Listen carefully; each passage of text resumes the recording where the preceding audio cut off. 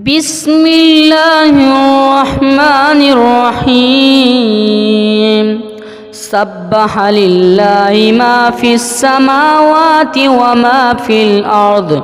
وهو العزيز الحكيم هو الذي أخرج الذين كفروا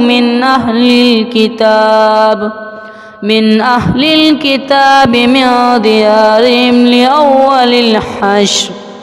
ما ظننتم أن يخرجوا وظنوا أنهم مانعتهم حصونهم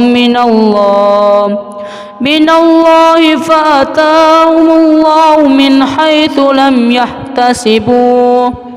وكذف في قلوبهم الرعب يخربون بيوتهم بأيديهم وأيدي المؤمنين فاعتبروا يا أولي الأبصار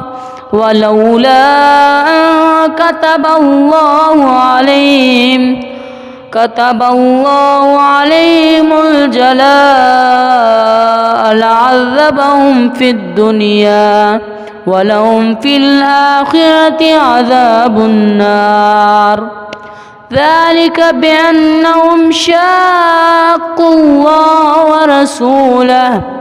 ومن يشاق الله فإن الله شديد العقاب ما قطعتم من لينة أو تركتموها قائمة على أصولها فبإذن الله وليخزي الفاسقين.